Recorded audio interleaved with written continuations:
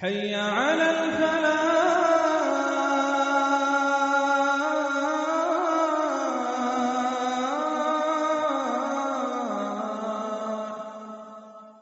بسم الله الرحمن الرحيم. إن الحمد لله نحمده ونستعينه ونستغفره ونعوذ بالله من شرور أنفسنا ومن سيئات أعمالنا. من يهده الله فلا مضل له ومن يضلل فلا هادي له، وأشهد أن لا إله إلا الله وحده لا شريك له، وأشهد أن محمدًا عبده ورسوله صلى الله عليه وعلى آله وصحبه وسلم تسليما كثيرا. أما بعد، محترم طلبہ اور طالبات، سامعین اور سامعات، السلام علیکم ورحمۃ اللہ وبرکاتہ. وعلیکم السلام ورحمۃ اللہ وبرکاتہ. حیاکم اللہ. حیاکم اللہ. ہم آپ لوگوں سے معذرت خواہ ہیں کہ میٹنگ، آج کی کلاس، آج کا یہ پروگرام اور درس تاخیر سے شروع ہو رہا ہے. انشاءاللہ ہم جو بھی وقت ملے گا انشاءاللہ اس کے اندر ہم آج کے درس کو مکمل کرنے کی کوشش کریں گے. آج کے درس کا جو عنوان اور موضوع ہے وہ ہے احکام القرآن. احکام القرآن اور اس کا ایک مختصر تعارف اور اس کی خصوصیات اور بعض تفاسیر اور مفسرین کا ذکر. تو یہ آج کا عنوان ہے جو کہ بہت ہی اہم عنوان ہے. اللہ تبارک و تعالیٰ نے قرآن مجید کو ہماری ہدایت کے لیے نازل فرمایا، بشریت اور انسانیت کی رہنمائی کے لیے، ہر زمانے کے اندر ان کو زندگی اللہ تبارک و تعالیٰ کی شریعت پر، دین پر گزارنے کے لیے اللہ تبارک و تعالیٰ نے اس کتاب عظیم کو نازل فرمایا. احکام القرآن قرآن مجید کے علوم میں ایک اہم علم ہے. احکام القرآن، قرآن مجید کے جو علوم، جتنے علوم ہیں ان کے اندر ایک اہم علم علم احکام القرآن ہے، اور یہ ایک مستقل علم ہے. جیسے ناسخ اور منسوخ، اسباب النزول اور قراءات اور تفسیر اور اصول التفسیر اور رسم اور عد، جیسے یہ تمام علوم مستقل علوم ہیں قرآن مجید کے، اسی طریقے سے علم احکام القرآن ایک اہم علم ہے. اور یہ علم بہت ہی اہم علم ہے کیونکہ اسی علم کے ذریعے ہر زمانے کے اندر جتنے مسائل درپیش ہوتے ہیں، جو کہ نئے نئے حوادث اور نوازل پیش آتے ہیں، قرآن مجید کی اس میں رہنمائی کیا ہے، قرآن مجید کے اندر اس کا حکم کیا ہے، اسی کے ذریعے، اسی علم کے ذریعے اس مسئلے کے، اس نازلے کے حکم کو اخذ کیا جاتا ہے، لیا جاتا ہے. تو اس طریقے سے احکام القرآن کا علم بہت ہی اہم علم ہے، اور اس علم کے ذریعے یہ ثابت اور بیان کیا جاتا ہے کہ قرآن مجید ہر زمانے کے لیے، ہر جگہ کے لیے، ہر وقت کے لیے، اور اس وقت کے مسائل اور نوازل اور مشکلات کے حل کو پیش کرنے کے لیے تیار ہے، کیونکہ وہ اللہ تبارک و تعالیٰ کا کلام ہے. اس کے اندر ہر مشکل کا حل موجود ہے، ہر نئی آنے والی چیز، اس کا حکم اس قرآن کے ذریعے معلوم کیا جا سکتا ہے. تو یہ قرآن مجید کا علم، علم احکام القرآن الکریم، یہ قرآن مجید کے علوم میں ایک اہم علم ہے. اب یہ علم احکام القرآن، اس کا نام جو ہے مشہور ہے، اور بعض لوگ اسے تفسیر یعنی الفقہا بھی کہتے ہیں، یا اسی طریقے سے التفسیر الفقہی بھی اس کو کہا جاتا ہے۔ تو عموماً تفسیر احکام القرآن، احکام القرآن کی تفسیر، اس کا معنی کیا ہے کہ وہ تفسیریں جو احکام، شرعی احکام کی آیتوں کو قرآن مجید کے اندر جمع کرتی ہیں اور ان کی تفسیر کرتی ہیں، اور قرآن مجید سے جو نئے احکام لیے جاتے ہیں، استنباط کیے جاتے ہیں، ان کو ان کتابوں کے اندر ذکر کیا جاتا ہے۔ تو یہ تفاسیر الاحکام ہے، احکام کی تفسیریں ہیں۔ اب احکام القرآن کا معنی کیا ہے، اس کی تعریف کیا ہے، تو اس کو ہم یہاں پر آپ لوگوں کے سامنے بیان کریں گے کہ حکم کا معنی کیا ہے شریعت میں۔ تو حکم کہتے ہیں، احکام یہ حکم کی جمع ہے، احکام یہ حکم کی جمع ہے۔ حکم کا معنی شریعت میں یہ ہے کہ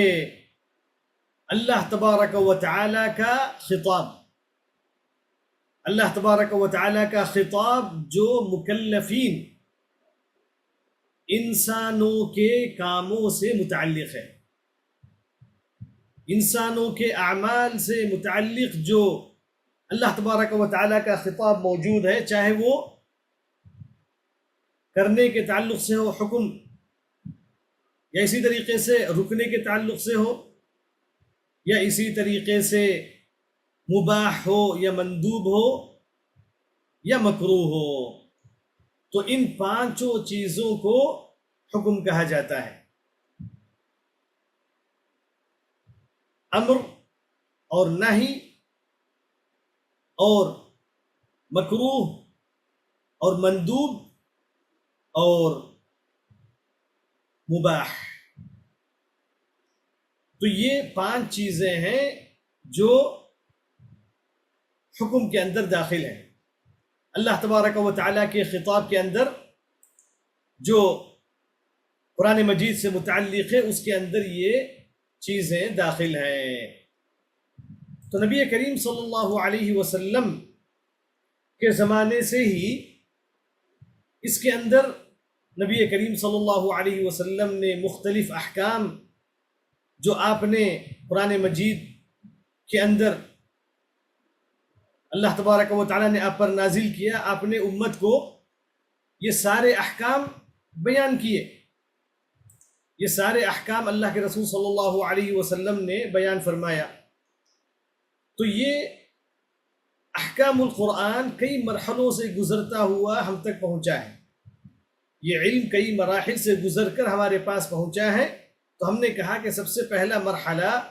نبی کریم صلی اللہ علیہ وسلم اور صحابہ اور تابعین کے دور میں، تو اللہ کے رسول صلی اللہ علیہ وسلم، نبی کریم صلی اللہ علیہ وسلم سے صحابہ کرام ڈائریکٹ احکام جو ہے سیکھتے، اللہ کے رسول صلی اللہ علیہ وسلم کو دیکھتے کہ آپ نے کس چیز کا حکم دیا، آپ نے کس آیت کو کیسے سمجھا، اور آپ نے کیسے استنباط کیا، اور آپ نے کن چیزوں سے روکا، اور اسی طریقے سے آپ نے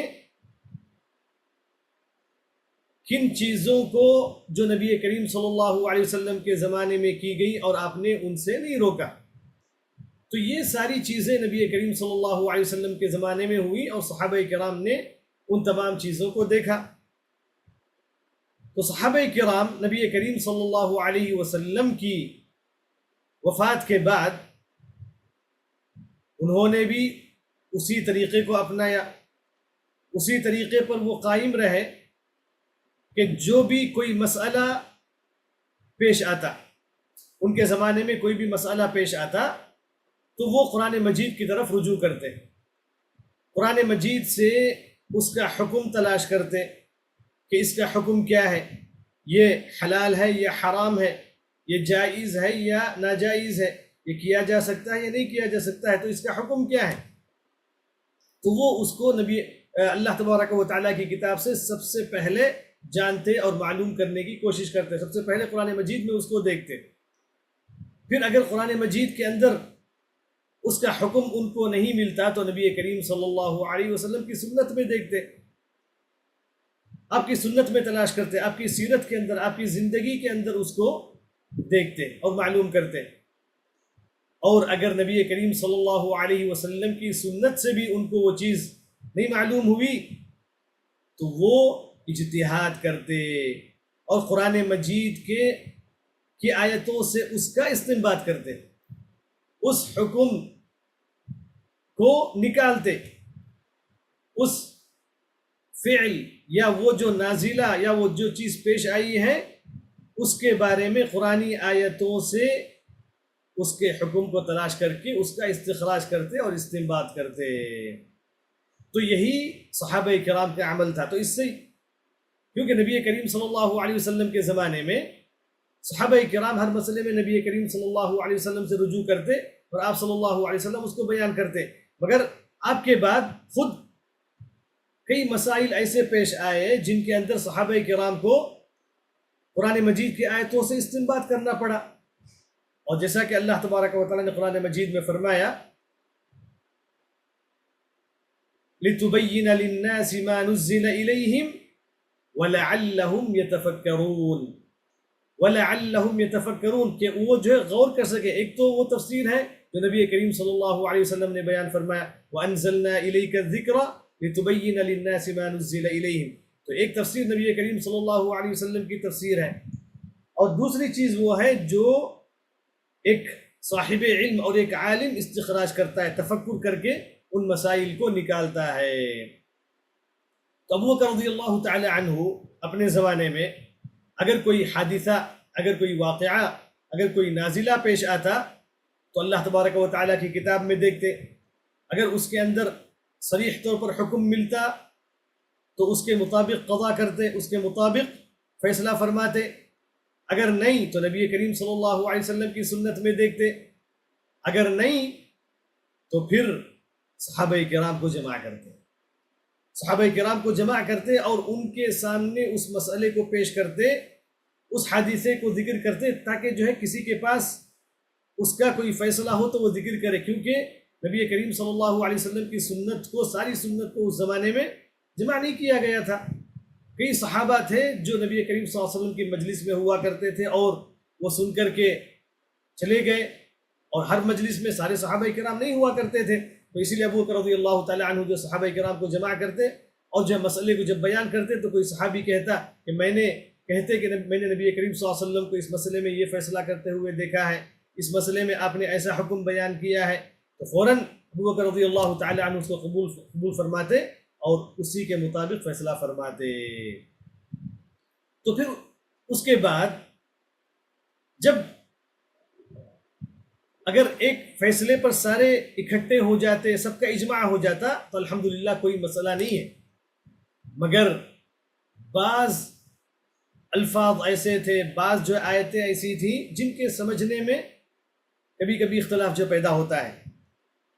نص نہ ہونے کی وجہ سے، نبی کریم صلی اللہ علیہ وسلم کی سنت سے صراحت نہ ہونے کی وجہ سے یہ اختلاف جو ہے پیدا ہوتا ہے۔ تو انہی اختلافات میں سے ایک اختلاف جو کہ جو معروف اختلاف ہے القرء، اللہ تبارک و تعالیٰ نے کہا والمطلقات یتربصن بانفسہن ثلاثۃ قروء، کہ مطلقات 3 قرء جو ہے انتظار کریں گی، جو طلاق شدہ عورتیں ہیں وہ 3 قرء کا انتظار کریں گی۔ اب صحابہ کے درمیان خود اختلاف ہوا کہ قرء کا معنی کیا ہے، قرء کسے کہتے ہیں، تو عبداللہ بن مسعود رضی اللہ تعالی عنہ اور عمر بن الخطاب رضی اللہ تعالی عنہم اور دیگر صحابہ کرام نے یہ کہا کہ اس سے مراد حیض ہے، اس سے مراد حیض سے مکمل پاک ہونا، یعنی طہر میں داخل ہونا۔ حیض مکمل ہونے کے بعد جب طہر ظاہر ہوگا تب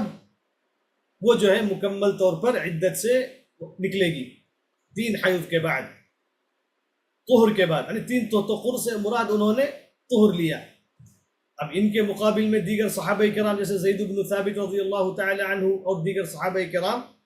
انہوں نے اس آیت سے مجرد حیض کا آنا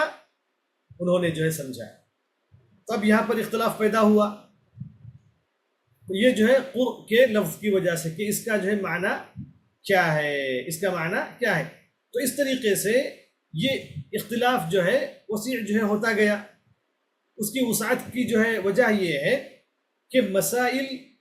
نبی کریم صلی اللہ علیہ وسلم کے زمانے میں اور صحابہ کرام کے زمانے میں اتنے مسائل، نئی مسائل، نئی چیزیں نہیں تھی جتنا کہ صحابہ کرام کے زمانے کے بعد میں اور اس کے بعد کے زمانے میں یہ چیزیں زیادہ ہوتی گئی، نئے مسائل اور نئی چیزیں جو آتی گئیں. تو اس کے بعد مذاہب فقہیہ کا وجود ہوا. مذاہب فقہیہ کا وجود ہوا. ہر امام نے قرآن مجید سے اور نبی کریم صلی اللہ علیہ وسلم کی سنت سے ان مسائل کا حل تلاش کرنے اور ان مسائل کا حکم جاننے کی انہوں نے کوشش کی. تو اس طریقے سے امام شافعی رحمہ اللہ تعالی، امام احمد بن حنبل، امام ابو حنیفہ اور امام مالک، تو انہوں نے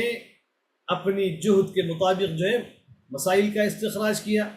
انہوں نے استنباط کیا اللہ تبارک و تعالی کی کتاب سے. تو یہ ان کا جو ہے عمل رہا. مگر یہاں تک بھی جو ہے ان کے اندر تعصب نہیں تھا، قول پر جو تعصب نہیں تھا، بلکہ ہر ایک کی فکر یہ ہوتی تھی کہ حق جو ہے ان کو حاصل ہو جائے، حق جو ہے ان کو مل جائے. تو اسی لیے ان میں سے ہر ایک سے یہ معروف ہے کہ انہوں نے کہا کہ اذا صح الحدیث فهو مذہبی، اذا صح الحدیث فهو مذہبی. مگر اس کے بعد آہستہ آہستہ ان چیزوں کے اندر تعصب جو ہے پیدا ہونے لگا. تو ہر مذہب، ہر عالم کے ماننے والوں نے انہوں نے کیا کیا، کتاب و سنت کی طرف رجوع کرنے کے بجائے ان میں سے بعض لوگوں نے ائمہ کرام کے اقوال کی طرف جو رجوع کرنا شروع کر دیا. ائمہ کرام کے اقوال ہی کو انہوں نے اصل بنا لیا اور پھر اس کی دلیلیں انہوں نے جو ہے تلاش کرنی شروع کی قرآن و حدیث کے اندر، اور جو دلیل اس کے مطابق ہوتی تو اس کو جو ہے قبول کر لیتے، اور کبھی کبھی جو دلیل اس کے مطابق نہیں ہوتی اس کو رد کر دیتے. تو اس طریقے سے کبھی کبھی حق کو بھی جو وہ ٹھکرا دیتے. یہ تعصب ہونے کی وجہ سے، مذہبی تعصب ہونے کی وجہ سے. تو بہرحال یہ جو ہے احکام القرآن کی مختصر تاریخ ہے. اب اہل علم کے درمیان یہ ہے کہ جو ہے احکام کی آیتیں کتنی ہیں، احکام کی آیتیں کتنی ہیں. تو اب جو علماء کرام قرآن کا عد کرنے والے ہیں، قرآن کی آیتوں کا شمار کرنے گننے والے ہیں، تو ان کے درمیان اس بات پر اتفاق ہے کہ قرآن کی آیتیں 6000 سے متجاوز ہیں، بلکہ 6200 سے متجاوز ہیں. تو اس پر سارے لوگوں کا اتفاق ہے. مگر جو تجاوز ہے یعنی 200 کے اوپر، 6200 کے اوپر، اس میں ان کے درمیان اختلاف ہے کہ جو ہے بعض لوگوں نے کہا کہ جو ہے 4 آیتیں ہیں اس سے 6204، اور بعض لوگوں نے 10 کا. تو اس طریقے سے اس کے اوپر میں ان کے درمیان اختلاف ہے، اور بسم اللہ کو بھی جو شامل کرنے میں ان کے درمیان اختلاف ہے. تو اب ان کے اندر احکام کی آیتیں کتنی ہیں، احکام کی آیتیں کتنی ہیں؟ تو علماء کرام نے اجتہاد کیا اور قرآن مجید سے احکام کی آیتیں جن کے اندر حکم ہے، جن کے اندر امر ہے، جن کے اندر نہی ہے، جن کے اندر جو ہے ندب ہے، اور جن کے اندر جو ہے کراہت کا جو ہے کسی عمل کا جو ہے ذکر کیا گیا ہے، یا جو جس عمل کو مباح جو قرار دیا گیا ہے، تو ایسی آیتوں کو انہوں نے جمع کرنا شروع کیا، ایسی آیتوں کو انہوں نے دیکھنا شروع کیا. تو اب ہر ایک کی نظر جو ہے مختلف ہے. اور پھر اسی طریقے سے یہ قرآن مجید کے احکام مختلف ہیں، عقائد کے اندر بھی موجود ہیں، اور جو ہے قصص کے اندر بھی موجود ہیں، مواعظ کے اندر موجود ہیں، اخلاق کے اندر موجود ہیں. تو اس طریقے سے علماء کرام کی نظریں کہ ان کی فکر اور ان کی سوچ جو اس طریقے سے مختلف ہوئی. بعض ائمہ کرام نے، بعض اہل علم نے کہا کہ قرآن مجید کے اندر آیات الاحکام کی تعداد 250 ہے. 250 انہوں نے کہا. جیسے ابن القیم رحمہ اللہ تعالی ہے، اور صدیق حسن خان رحمہ اللہ تعالی انہوں نے بھی جو ہے کہا کہ احکام کی آیتیں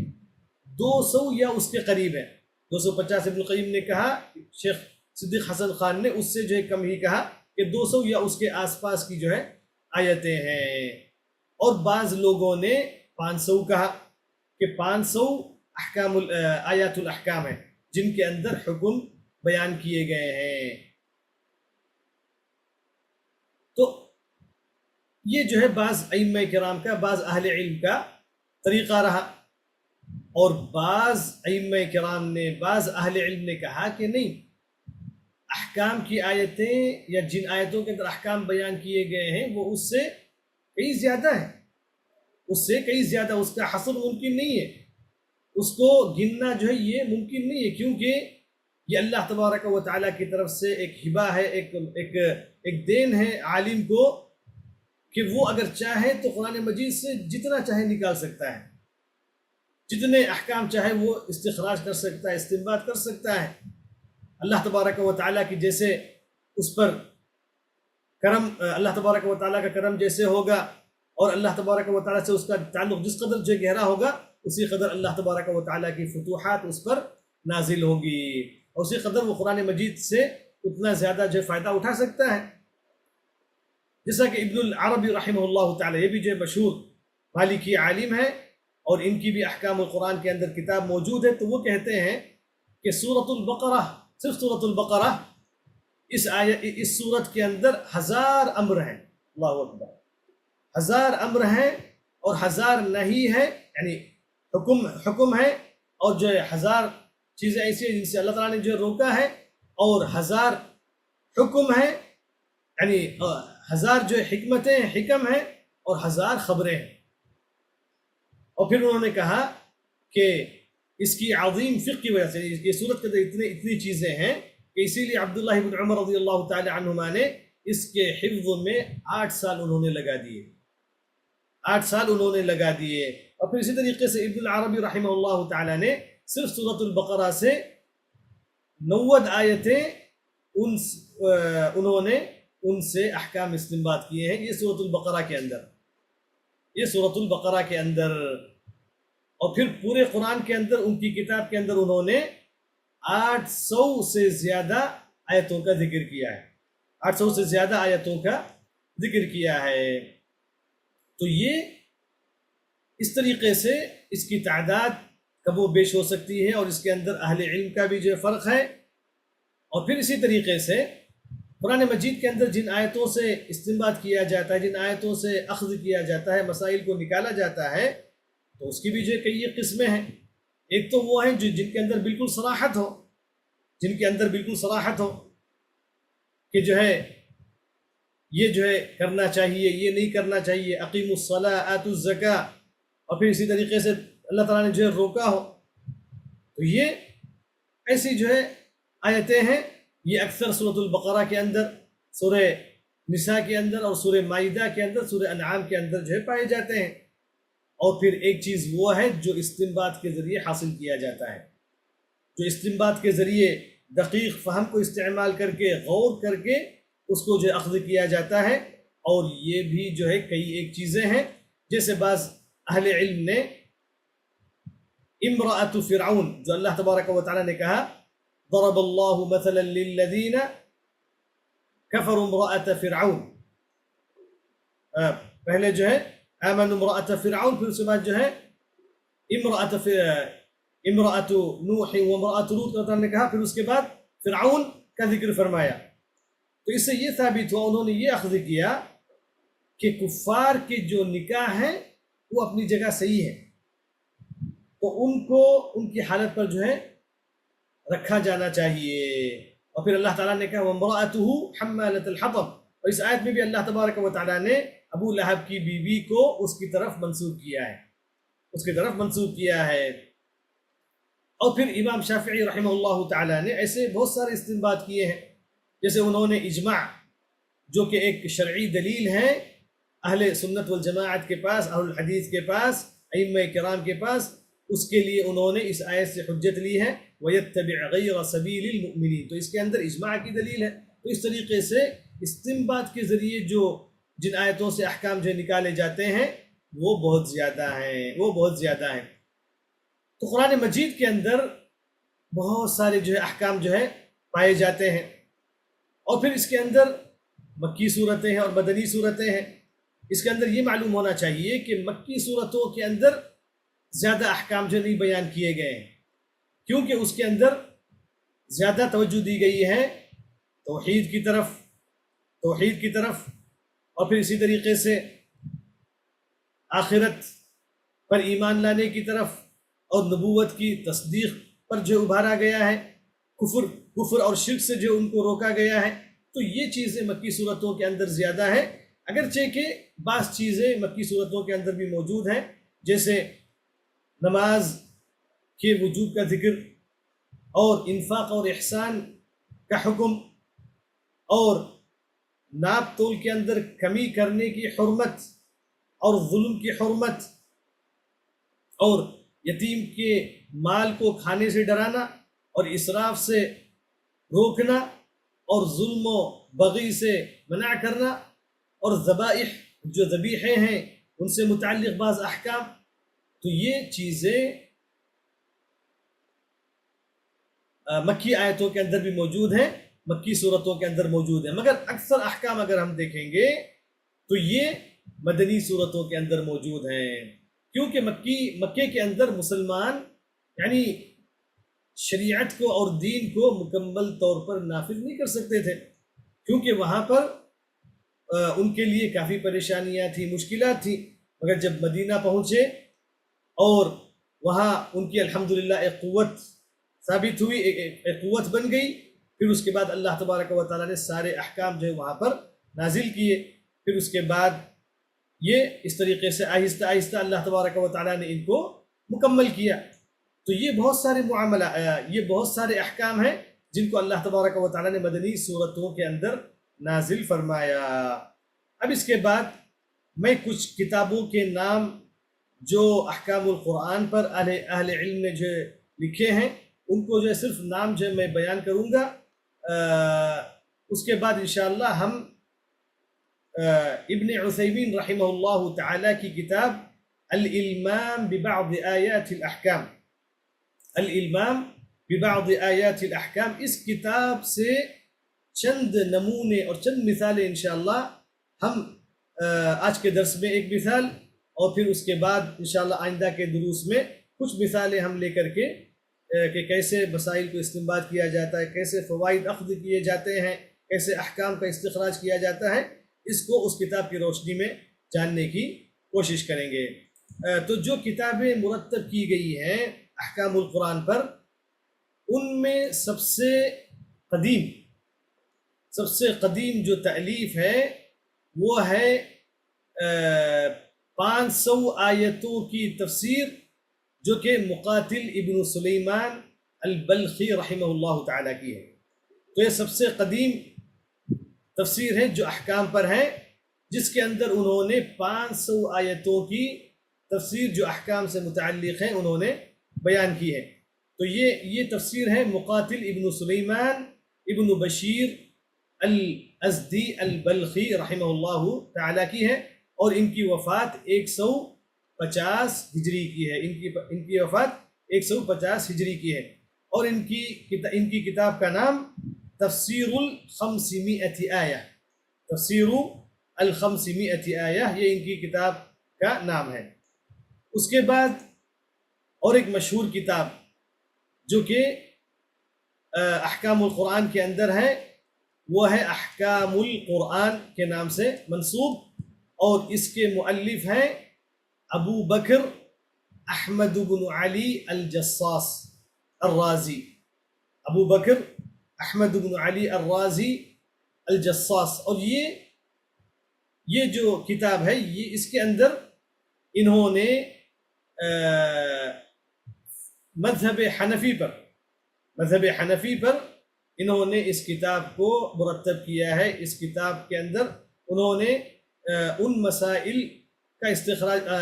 آیات سے ان مسائل کا استخراج کیا ہے جو ان کے ائمہ کے نزدیک جو ہے موجود تھی۔ تو یہ احکام القرآن امام جصاص رحمہ اللہ تعالیٰ کی ہے۔ اور ان کی وفات ہوئی 340 ہجری میں. 340 ہجری میں امام جصاص رحمہ اللہ تعالیٰ کی وفات ہوئی. اسی طریقے سے احکام القرآن کے اندر اور بھی کتابیں ہیں. امام شافعی رحمہ اللہ تعالیٰ کی کتاب ہے، اور امام الکیہ الحراسی ان کی کتاب ہے جو کہ مذہب شافعی پر ہے. ابن العربی کی جو احکام القرآن ہے جو کہ مالکی مذہب پر ہے، اور ابن الفرس رحمہ اللہ تعالیٰ کی کتاب ہے، یہ بھی تقریباً مذہب مالکی پر ہے. اور امام قرطبی رحمہ اللہ تعالیٰ کی تفسیر ہے. یعنی یہ ساری کتابیں تفسیر ہی سے متعلق ہیں، چونکہ ان کتابوں کے اندر تفسیر ہی ہوتی ہے. آیت الاحکام کا جو استخراج کیا جاتا ہے ان کی تفسیر بیان کی جاتی ہے، اور ان آیتوں کے اندر جو احکام ہے ان کا ذکر ہوتا ہے. تو اسی لیے یہ آیتیں تفسیر ہی کے اندر جو ہے داخل ہوتی ہیں. اور ان تمام کتب میں ایک مشہور کتاب کیا ہے؟ الجامع لاحکام القرآن، امام قرطبی رحمہ اللہ تعالیٰ کی. اور اس طریقے سے القول الوجیز السمین الحلبی، یہ جو ہے ان کی کتاب بھی جو ہے اس کے اندر معروف ہے. اور معاصرین کے اندر شیخ ابن عثیمین رحمہ اللہ تعالیٰ کی کتاب ہے. اسی طریقے سے اور ایک کتاب ہے صدیق حسن خان رحمہ اللہ تعالیٰ کی نیل المرام، یہ بھی جو معروف ہے. اور پھر اسی طریقے سے سائس جو کہ ازہر کے ایک عالم ہے، ان کی بھی کتاب احکام القرآن کے اندر معروف اور مشہور ہے. تو یہ مختصر باتیں تھیں احکام القرآن کی تعریف میں، اور اس کا ایک جو ہے اجمالی طور پر خاکہ جو میں نے آپ کے سامنے بیان کیا. ہم شیخ ابن عثیمین رحمہ اللہ تعالیٰ کی کتاب الالمام ببعض آیات الاحکام، انشاءاللہ اس کتاب کو ہم جو ہے بھیجیں گے اور شیئر کریں گے. یہ کتاب جو ہے عربی ہی کے اندر موجود ہے، شیخ کی تالیف.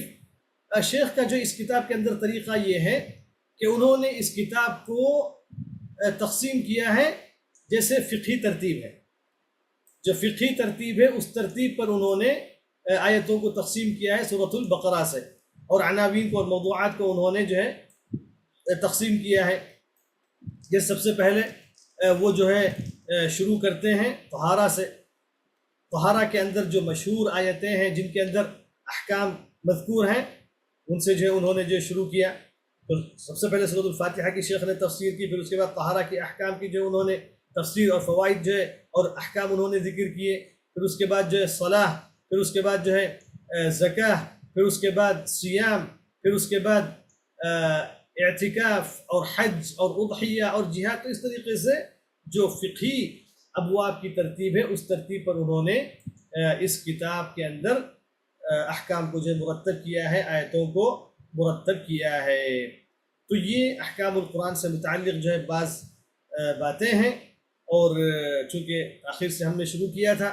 اور وقت جو ہے کافی جو ہے ابھی ہو چکا ہے، انشاءاللہ ہم اپنی بات کو اگلے درس میں اگلے محاضرے میں انشاءاللہ مکمل کریں گے، اور اس کتاب سے ہم کچھ آیتیں لے کر کے جو اس کی شرح جو ہے بیان کریں گے. اللہ تبارک و تعالیٰ سے دعا ہے کہ اللہ تبارک و تعالیٰ ہم تمام کو قرآن مجید پر تدبر کرنے کی توفیق عطا فرمائے. آیات الاحکام کو سمجھنے اور قرآن مجید سے استنباط اور استخراج کرنے کی اللہ تبارک و تعالیٰ اہل علم کو اور طلبۃ العلم کو جو ہے توفیق عطا فرمائے، اور ہم کو بھی اس مقام پر فائز فرمائے کہ ہم بھی جو ہے اس میدان کے اندر جو داخل ہو سکیں، قرآن مجید سے اس لیے بھی جو استفادہ کر سکیں. اللہ تبارک و تعالیٰ ہم تمام کو قرآن مجید کا جو صحیح فہم عطا فرمائے اور علم نافع عطا فرمائے اور عمل صالح کی توفیق دے. آمین. وآخر دعوانا ان الحمد للہ رب العالمین، وصلی اللہ وسلم علی نبینا محمد وعلى آله وصحبه أجمعين، والحمد لله رب العالمين، وجزاكم الله خيرا، والسلام عليكم ورحمة الله وبركاته.